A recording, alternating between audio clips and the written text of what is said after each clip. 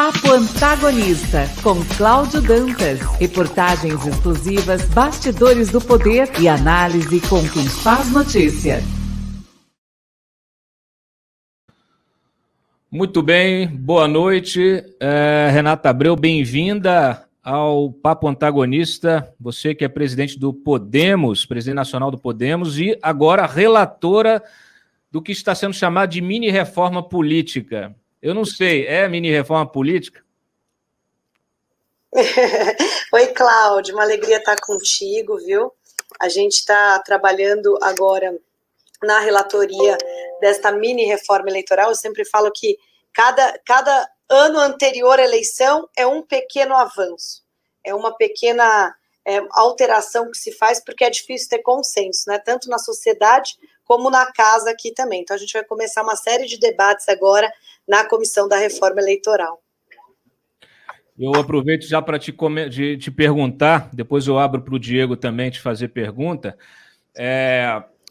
Nós noticiamos até mais cedo que tem dois pontos principais aí que estão na pauta de vocês, que um é o retorno do financiamento privado, financiamento eleitoral privado, obviamente aí com alguns limites, né? E o outro é o Distritão, que a gente já começou aqui a receber mensagens dos seus colegas, especialmente os caciques partidários, estão muito preocupados com o Distritão. Eu te pergunto logo de cara, financiamento eleitoral privado não é uma volta ao passado? Aquilo que justamente a Lava Jato trouxe, combateu e mostrou que não funciona? Na verdade, eu não sei quem está falando, porque não está na pauta discutir financiamento nessa comissão, né? Eu, pessoalmente, fui não uma está? grande... Então, não, tem que avisar os seus colegas. Não me avisaram. Olha, eu, como relatora, não fui avisada disso. Ainda não foi avisada, tá bom. Não, mas assim, eu acho muito difícil, eu concordo plenamente com você. O fim do financiamento privado foi um avanço para o Brasil. Quem está na política sabe disso. No fundo, muito do recurso que era usado no financiamento privado era um recurso público, a gente sabe disso, de uma forma escondida. Então, eu acho que o financiamento público deu um equilíbrio melhor, limitou, inclusive, com o teto de gasto. Eu fui contrária ao financiamento privado e mantenho meu posicionamento contrário ao financiamento privado. E assim, hoje eu não vejo ninguém dentro da comissão querendo discutir financiamento. Eu acho que as pautas da comissão são outras, existe dentro da Câmara, de fato, uma discussão com relação ao sistema eleitoral, que eu vou abordar aqui contigo, né? Falam muito de distritão, mas tem o distritão misto, ou seja, tem as coligações, tem uma série de coisas que precisa avançar, e a gente conhece um pouquinho os prós e contras de cada sistema, para poder discutir. Acho que tem outras coisas que também estão paradas em PEC, que precisam ser discutidos, as próprias cadeiras efetivas das mulheres, que é a PEC 134, que está parada. Tem também a grande discussão com relação às cotas de candidaturas, mudando para as cadeiras efetivas, então é algo que deve ser discutido nas comissões também. Uma outra pauta que também está parada aqui na Câmara, com uma PEC, que é dos mandatos coletivos, que isso é uma realidade no Brasil, e que não tem uma regulamentação. E a falta de regulamentação desse tema gera uma série de inseguranças para esses mandatários que cada vez mais estão crescendo. Né? Nas últimas eleições, é uma tendência dessa nova democracia, desses novos movimentos de renovação que surgem no país, os mandatos coletivos são uma realidade que está parada numa PEC também travada na casa, e que a ideia também é trazer para essa discussão.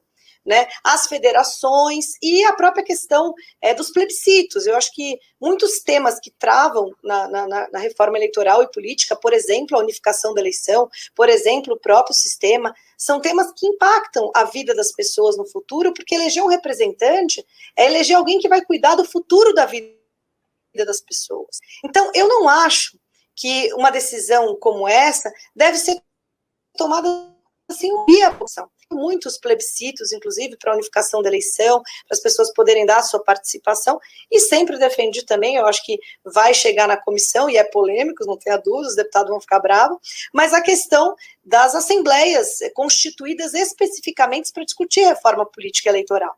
É muito difícil quem participa do jogo definir as regras dele, né? Então, eu acho que seria mais imparcial, inclusive com cláusulas de quarentena, para que esses parlamentares eleitos para definir uma reforma política não possam disputar uma eleição. Mas é claro que são vários temas e para que algo avance precisa ter um consenso em algum deles. Então tem muita coisa para se discutir nessa reforma política eleitoral. Vários temas espinhosos. Diego Amorim. Boa noite, deputada Renata Abreu. Boa noite. Eu queria começar pelo seguinte, deputada. A impressão que dá é que, em meio à pandemia, já que o Senado está cuidando da CPI desse assunto, a Câmara vai tocar a parte que lhe cabe ali de reforma eleitoral. Eu queria começar te ouvindo primeiro sobre isso, sobre se vocês vão tirar o foco da pandemia, porque essa é a impressão que às vezes acaba passando para quem está de fora. A segunda questão é a seguinte: a cláusula de barreira foi o grande X aí da questão nessa última mini reforma eleitoral que foi feita no Congresso, e existe um movimento para se tentar reverter isso, né? Qual a sua opinião sobre a cláusula de barreira e o que você acha que vai ser consenso nessa comissão que você está relatando? Qual é o assunto que já há consenso? Olha, dificilmente tem consenso em alguma coisa de reforma política, né? Mas não é para tirar o foco da questão da CPI, pelo contrário, a questão é procedimental, nós temos que aprovar qualquer alteração na legislação um ano antes das eleições. Portanto, para uma PEC tramitar e ser aprovada até outubro, não tem como ela não começar a ser discutida agora. Como o foco do Senado, de fato, está na questão da CPI, está na questão da Covid, e a Câmara também consegue, com 513 deputados, dividir os grupos e discutir várias pautas separadamente. Isso é plenamente possível. As próprias comissões permanentes, você tem a Comissão de Educação, a Comissão de Ciência e Tecnologia, e cada uma está discutindo os projetos da sua área. Então, agora foi criada a comissão especial, que vai debater reforma eleitoral e política pelo prazo que nós temos exíguo até outubro. Por isso que foi criada a comissão, né? Então não é para apagar a CPI, nada. Com relação à cláusula de barreira, eu fui presidente, inclusive, da comissão que instituiu a cláusula de barreira. Eu acho que foi positivo. Agora, é muito importante a gente acender um debate sobre isso, né? Porque, assim, as pessoas, e é natural, elas têm raiva da política. Esse é um sentimento, infelizmente, que tomou conta dos brasileiros por N situações que a gente viu no país, a própria Lava Jato, muita coisa ruim, mas também tem muita coisa boa, né? A política é a grande ferramenta de transformação social para o nosso país. E as pessoas tendem a ver o excesso de partidos políticos como a culpa de todos os problemas do Brasil. Então, eles odeiam a política e falam: o problema é o número de partidos políticos. Agora, será que as pessoas seriam representadas hoje se houvesse no país somente os 4 maiores partidos do país? Eu pergunto, é uma reflexão que nós temos que fazer. Da onde aconteceu a grande renovação política nas últimas eleições? Foi nos grandes partidos? Foi nos médios? Foi nos pequenos? É claro que você teve a onda Bolsonaro, mas e o meio? Né? Então, eu acho que é muito importante a gente entender os impactos disso. Os impactos das decisões que se tomam e que muitas vezes se vende para a sociedade uma realidade diferente. Então, aumentar a cláusula de barreira é deixar somente que os atuais grandes partidos mantenham-se no poder. É isso que nós queremos? Né? Então, eu acho que... Mas também é aquilo, de um outro lado, eu entendo até a sua colocação, mas também do outro lado a gente tem essa infinidade de partidos que deixam qualquer um maluco. O eleitor, no fim das contas, nem consegue saber no que ele está votando, que tipo de... aliás, esta multiplicidade que a gente não consegue nem saber, afinal de contas, quantos partidos ainda... quantos partidos temos hoje, né? Amanhã já criam mais um, temos mais de 30, estava aí o presidente da República querendo criar mais um. Isso pulveriza qualquer tipo de, vamos dizer assim, de fundamento programático, porque não existe 30 ideologias diferentes, né? Não existe 30 ideologias diferentes. Então, você dizer que, não, eu sou centro... mas eu sou centro 3 centímetros para a direita, eu sou centro 2 centímetros para a esquerda. É uma vergonha, né? O partido mesmo do falecido Levi Fidelix, que Deus o tenha, infelizmente faleceu por causa da Covid, o PRTB, ele sempre foi um partido de aluguel. Sempre foi um partido de aluguel. Então a gente tem um problema com essa história de legenda de aluguel, a gente tem um problema estrutural da política partidária, dos partidos terem se transformado em máquinas de dinheiro para enriquecer os seus caciques, os seus dirigentes partidários, e que eles são incapazes de produzir uma liderança política.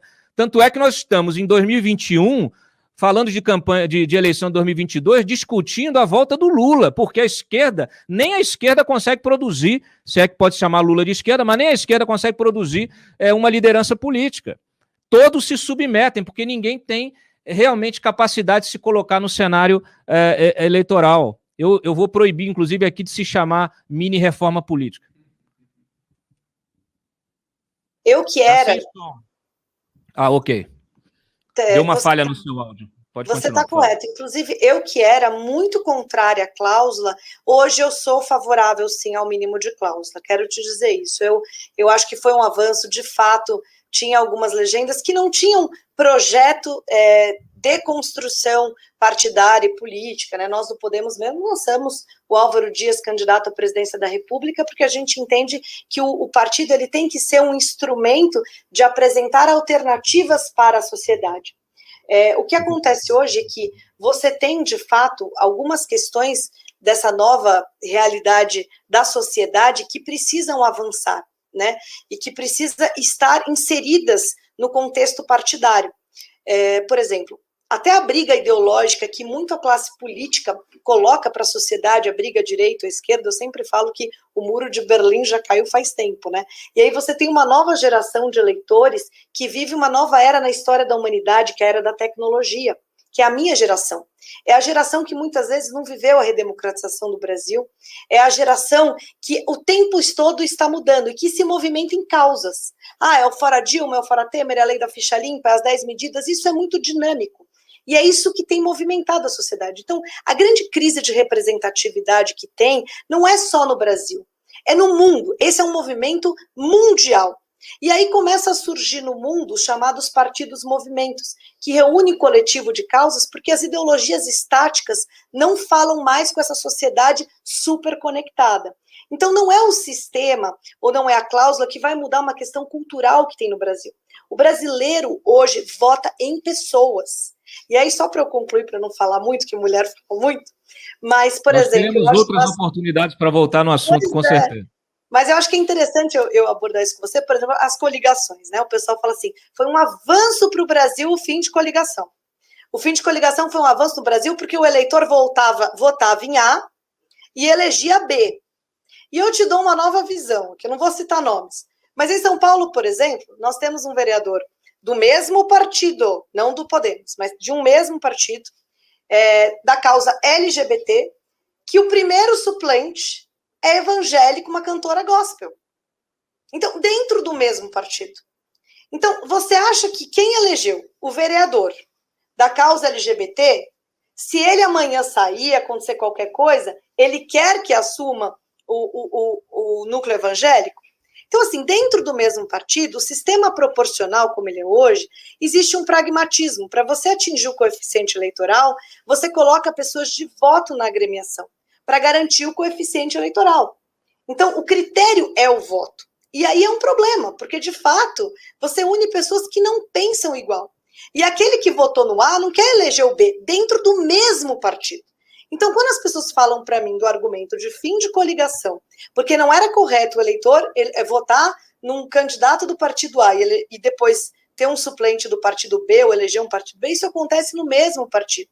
Então, a questão é que, teoricamente, muita coisa é linda, mas na prática de quem constrói, de quem sabe como funciona o sistema partidário, tem muitas correções que precisam ser feitas, né?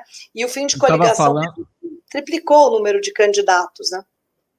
Pois é, você estava falando, eu estava lembrando, estava vindo a imagem na minha cabeça do Marcos Feliciano defendendo a Dilma com a camisa do PT, que rolou, esse vídeo voltou a rodar aí nas redes sociais, e hoje está lá ele abraçado no Bolsonaro. Então, de fato, há um desrespeito muito grande dos políticos com os eleitores, né? Eu acho que a base de qualquer sistema de representação, de representatividade, qualquer sistema democrático, é o respeito. E está faltando muito respeito. Os eleitores precisam ter consciência disso para cobrar esse respeito. Seja sigla, seja palavra, movimento, que agora todos também, aqueles que estavam queimados ali, que foram queimados, viraram quadrilhas, né, pela Lava Jato, depois mudaram o nome para ver se ficava, né? Tá aí com o vídeo. Solta o vídeo aí, Freitas, só para a gente relembrar aqui, ó. Tá o vídeo do Marcos Feliciano defendendo a... Tem o vídeo aí? Se demorar, não tem problema. A Bíblia Sagrada diz que o pai da mentira é o diabo. Então, fui atrás do pessoal do PT, eles também me procuraram, conseguimos uma reunião com a ministra Dilma. Foram rápidos os momentos, mas foram decisivos da minha decisão, da minha opinião. Eu ouvi aquela mulher falar. Eu sentei com o Michel Temer, estivemos agora numa reunião em São Paulo, semana passada, segunda-feira. Eu ouvi da boca dele dizer que ele nunca foi satanista, que ele é um cristão devoto. Eu ouvi a Dilma Rousseff falar coisas que dão até vergonha de dizer aqui. Essa semana, lá no estado do Espírito Santo, um pastor de 79 anos, presidente de uma convenção gigante, foi a público dizer que a ministra era homossexual. É uma idiotice, é uma coisa sem sentido. Como é que uma pessoa se propõe a um descaso desse, tocar na vida das pessoas de forma íntima? O que as pessoas devem entender, principalmente nós cristãos, e é para isso que nós estamos criando esse centro de inteligência digital. Eu coloquei aqui na minha camisa, olha, eu sou cristão e voto em Dilma. Eu sou cristão e voto em Dilma. Aí o eleitor fica assim... Deixa eu te perguntar um negócio para a gente ir adiante aqui na nossa conversa. Essa reforma política eleitoral, ela tem proposta de recall do presidente da República? Olha, eu sou autora da Duas coisas, só para você responder na mesma, que depois eu vou passar para o Diego aqui. Tem proposta de recall e tem candidatura avulsa, que são as duas coisas que eu ouço todo dia os eleitores pedindo.